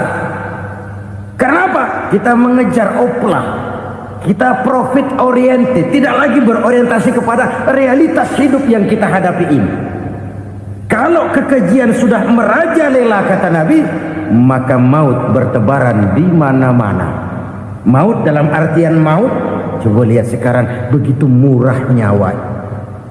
Karena 1000 perak orang mau nusuk bunuh. Karena beras seliter orang khilaf, begitu murah kehidupan. Tapi kekejian dalam bentuk korupsi, kolusi, nepotisme, kekejian dalam bentuk itu mematikan karier, mematikan bisnis, mematikan imajinasi, mematikan kreativitas. Itu juga maut dalam bentuk lain akibat kekejaman lain. Ini penyebab yang ketiga. Yang keempat, penyebab bencana menurut baginda Rasul, wala tuffiful mikyala illa muni'un nabat. Apabila timbangan sudah dicurangi, maka tercegahlah tumbuh-tumbuhan. Apabila timbangan sudah mulai curang, maka terjadilah musim paceklik. Apabila bisnis sudah bergaya mafia tadi itu, kecurangan-kecurangan terjadi, tender di balik pintu, yang dimenangkan cuma kelompok-kelompok yang bisa memberikan presentasi yang besar, muni'un nabat, terjadilah paceklik. Paceklik, panen gagal, wereng ya wereng, kemarau panjang it's okay, air sulit iya, tetapi kan semua itu ada yang ngatur. Kemarau ada yang ngatur, belalang itu ada yang ngatur, air itu juga ada yang ngatur. Yang ngatur itu yang serba maha. Kalau ia murka melihat kecurangan timbangan, Allah itu kalau murka kan gampang saja, tinggal komandoin balang, lang hancurin tuh sawah. Konvoy belalang, konvoy. Allah tinggal ngutik angin El Nino, mampir lo ke Indonesia. Hujan gak turun-turun, kemarau panjang. Jadi kalau musim kemarau kan namanya anginnya El Nino. Kalau musim hujan anginnya namanya La Nina. Cakep namanya, kejem orangnya. Saudara lihat Cina sekarang sedang kena La Nina, banjir besar, ribuan orang meninggal. Dia mah ribuan mati kagak berasa, rakyatnya miliaran. Bangladesh lagi ngalami La Nina, India lagi ngalami La Nina. Angin, hujan, kemarau, belalang itu kan ada yang ngendaliin. Kuncinya bukan di belalangnya, kuncinya bukan di peredaran matahari berputar, kuncinya di atas yang mengatur semua itu. Kalau timbangan sudah mulai curang, pengusaha sudah nggak mau jujur, apa nggak bikin perut jadi mual. Begitu rakyat antri sembako pingsan nggak dapat beras, sementara beras ditumpuk-tumpuk sampai membusuk. Kemana hati nuraninya? Kemana akal pikirannya? Kemana mereka yang berbuat atas nama rakyat tapi melihat rakyat susah tidak tergerak hatinya? Apabila timbangan sudah mulai dicurangi, bisnis sudah mulai melenceng, maka terjadilah paceklik. Sebuah negara yang berhasil dalam swasembada pangan, lalu sekarang menjadi negara yang rakyatnya antri untuk memperoleh kebutuhan pangan. Saudara-saudara kaum muslimin rahimakumullah, ini intinya adalah kecurangan. Kalau kecurangan sudah terjadi di mana-mana, dan ini milik siapa saja, bukan soal tempat, bukan soal jabatan, soal manusianya, SDM-nya. Kecurangan tidak cuma terjadi di kantor, di masjid bisa terjadi kecurangan. Korupsi tidak hanya bisa terjadi di kantor, di madrasah bisa ada korupsi. Faktor manusianya, ini soal SDM. Kecurangan yang besar tentu besar lagi kerugiannya. Kecurangan yang kecil, kecurangan sehari-hari, pedagang-pedagang kecil ngurangi timbangan, barang yang buruk dikatakan baik, yang baik dikatakan buruk, itu merugikan perorangan. Kecurangan yang besar merugikan bangsa dalam bentuk total, dalam bentuk seutuhnya. Nah, kecurangan-kecurangan seperti ini rakyat kan lihat, rakyat kan tahu, dan itu kembali terakumulasi di sini, pegel. Dan jangan lupa, rakyat yang nggak ngomong itu, rakyat yang nggak bersuara itu, batinnya menjerit, jeritannya menggoncang aras, dan itu didengar Allah. Yadullah fauqal jamaah, kata Nabi. Tangan Tuhan di atas orang banyak. Jeritan hati rakyat menggoncang aras. Rakyat yang terlalu banyak dizolim, rakyat yang terlalu banyak dirugikan, ya rakyat yang terlalu banyak di atas namakan, menjerit batinnya, menggoncang aras, dan Allah bisa menggerakkan apa saja untuk membuat satu situasi. Allah bisa menggerakkan apa saja untuk membuat satu situasi. Saudara-saudara kaum muslimin rahimakumullah, ini faktor yang ketiga, timbulnya kecurangan. Faktor yang keempat maksud saya. Yang kelima, penyebab timbulnya bencana menurut baginda Nabi, wala muni'uz zakat wala muni'uz zakat illa hubbisa anhumul qatru. Apabila zakat enggan dibayar, maka tercegahlah qatrun. Qatrun ini kalau bahasa kita sembako. Maka tercegahlah kebutuhan-kebutuhan yang kita perlukan. Ini, kita tidak meragukan bahwa yang kita tuju adalah masyarakat yang adil dalam kemakmuran dan makmur dalam keadilan. Nah, antara kemakmuran dan keadilan ini memang sering tidak bisa berjalan seiring. Pada saat kemakmuran kita kejar, ekonomi kita pacu, ada nilai-nilai keadilan yang tertinggal. Pada saat nilai keadilan kita tegakkan benar-benar, ada unsur-unsur kemakmuran yang terabaikan. Oke, kita bisa mengatakan kasus. Oke, kita bisa mengatakan itu sebagian kecil. Tapi kalau sebagian kecil, lama-lama kan jadi sebagian besar. Oke, kita mengejar kemakmuran.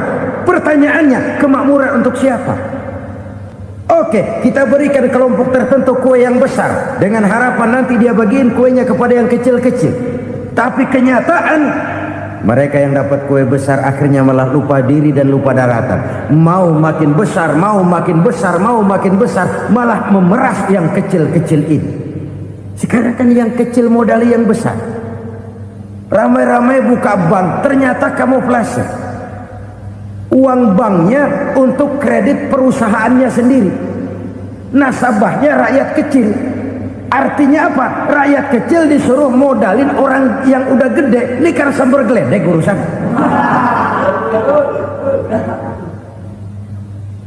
Ini kan permainan apa lagi? Rakyat kecil suruh modali yang gede. Nasabahnya rakyat kecil, kumpulkan uangnya di bank, kucurkan kredit kepada perusahaannya sendiri. Bukankah itu rakyat kecil suruh modali yang gede? Sudah begitu kejamkah kita untuk meraih keuntungan dengan mengorbankan orang kecil ini? Sudah tidak bicara lagi kah nurani kita melihat penderitaan orang yang semakin susah ini? Kalau zakat enggan dibayar, padahal zakat 2,5% saja, 2,5% saja. Kalau itu pun enggan, kalau zakat saja enggan, bagaimana pula yang namanya sedekah? Bagaimana pula yang namanya infak? Bagaimana pula yang namanya santunan, bantuan? Kadang-kadang lipstick nyumbang si nyumbang, cuman nyolongnya lebih gede. Ini namanya sumbangan lipstick. Buat lipstick itu kan buat ngumpetin bibir pucat. Itu fungsi utama lipstick. Buat ngumpetin korupsinya, nyumbang kegiatan-kegiatan sosial. Tapi yang dia korup lebih gede dari yang dia sumbangin. Lipstick kamuflase. Nepu kata anak sekarang.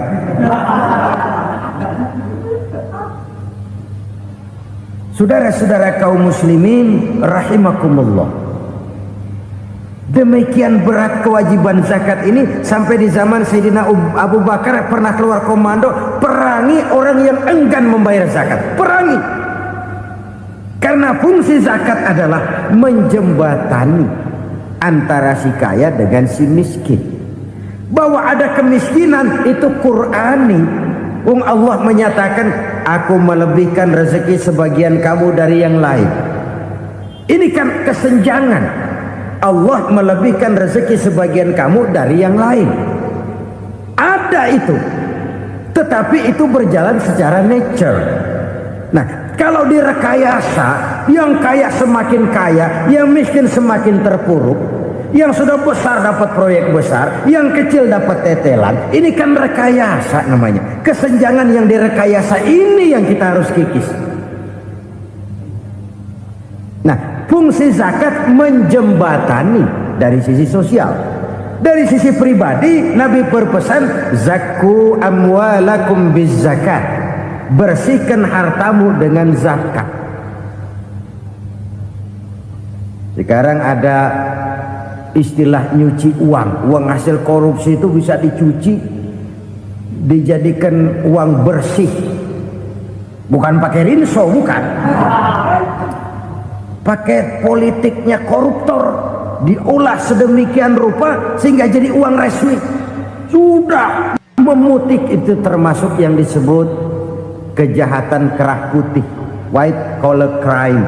Kejahatan kerah putih, kejahatan pakai dasi, kejahatan kelas kakap. Makanya orang mendingan goblok kagak bener daripada pinter kagak bener. Goblok kagak bener itu gampang ngurusinnya. Pinter kagak bener, ini yang berabe bener ngurusinnya.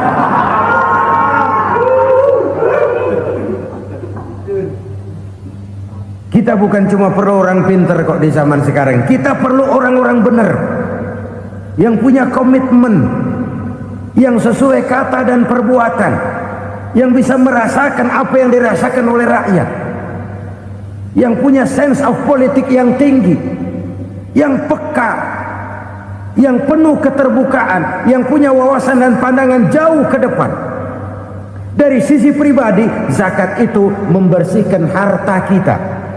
Ya, dia tercampur dengan yang subuhat, dia bahkan mungkin tercampur dengan sedikit-sedikit yang haram. Itu zakku amwalakum biz zakat. Bersihkan hartamu dengan zakat itu. Pada sisi sosial ia menjembatani, pada sisi pribadi ia membersihkan harta kita.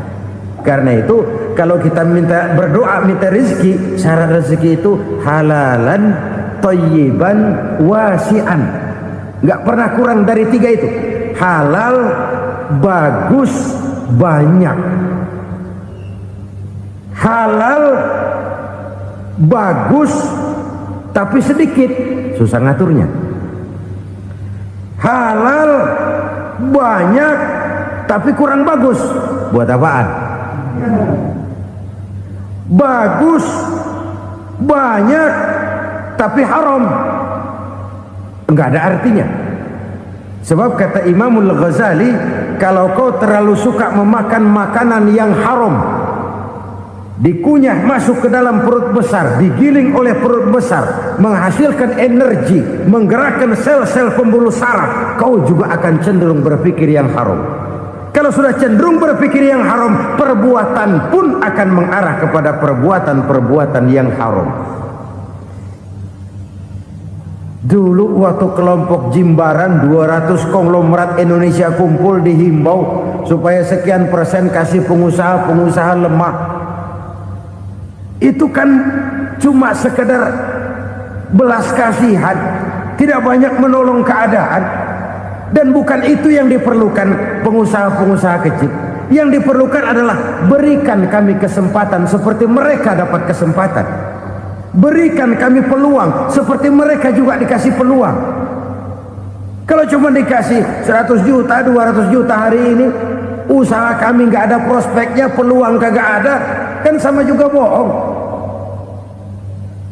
Diceburin ke kali, disuruh berenang, tangan diikat, mendingan mampusin ketahuan. Ayo berenang, berlomba, tangan diikat, kaki diikat, sama saja nyuruh mati. Jadi jangan kasih ikannya, kasih kailnya.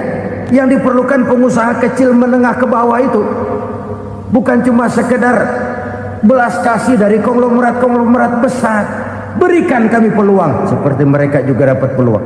Berikan kami kesempatan seperti mereka dapat kesempatan. Berikan kami kredit dengan kemudahan seperti mereka juga kalau minta kredit begitu mudahnya. Menciptakan peluang dan kesempatan, pemerataan. Bukan menciptakan manusia Indonesia dengan standar ekonomi yang sama. Semua rumahnya harus sama, semua punya mobil. Itu sih kebersamaan bebek. Bebek, coba lihat bebek. Satu ngalor semua. Satu ngidul semua. Kebersamaan bukan itu. Kebersamaan adalah menciptakan peluang. Kalau yang kaya bisa semakin kaya, kenapa yang miskin tidak bisa ikut naik jadi sedikit kaya? Kalau pengusaha yang sudah kuat bisa bertambah menjadi kuat dengan proyek mega proyek, kenapa yang menengah tidak bisa ikut menjadi kuat? Dan kenapa kekejian itu merajalela? Kita dengar lewat berita-berita PLN tekor, PLN hutang. Kenapa? Dia beli listrik dari swasta yang belinya lebih mahal daripada penjualannya. Artinya dia beli itu listrik dari perusahaan listrik swasta, dia jual kepada rakyat lagi. Harga jualnya lebih murah daripada dia beli kepada swasta. Kenapa? Ada tekanan lagi tuh. Biasa siklus lagi. Hukum Boyle. Atas neken, paling bawah gepeng. Ya kita nih rakyat kecil, emang nasibnya gepeng terus. Saudara-saudara kaum muslimin rahimakumullah, dari 5 penyebab bencana ini kita ambil kesimpulan untuk sebuah renungan dan introspeksi kita bersama. Pertama, mengingkari janji, padahal janji itu yang lebih tinggi nilainya adalah di hadapan Allah Subhanahu wa taala. Baik wakil-wakil rakyat di parlemen maupun pemimpin-pemimpin rakyat di dalam kabinet, apabila memangku suatu jabatan, selalu mereka mengawali dengan sumpah, dan sumpah itu dimulai dengan demi Allah. Sadarkah kita pada saat itu kita ucapkan bahwa kita sudah mempertaruhkan Allah untuk jabatan yang kita pegang? Kita sudah mempertaruhkan nama Allah untuk posisi yang dipercayakan kepada kita. Sadarkah kita bahwa menyia-nyiakan itu satu dosa yang sangat besar, yang tidak hanya kepada Allah tetapi juga kepada rakyat yang kita wakili, kepada rakyat yang kita pimpin. Cukuplah sudah rakyat dijadikan address, umat dijadikan alamat sebagai numpang. Marilah kita kembali kepada komitmen awal dengan jujur kepada janji kita sendiri. Lalu yang kedua, kekejian, baik berupa korupsi, kolusi, nepotisme, dan perbuatan-perbuatan lain akan melahirkan kemiskinan. Kekurangan pangan bukan satu-satunya yang menyebabkan rakyat menderita. Lukanya rasa keadilan terakumulasi di hati rakyat, dan jeritan hati rakyat mengguncang aras. Kalau Allah murka, Allah bisa melakukan apa saja untuk menciptakan suatu kondisi.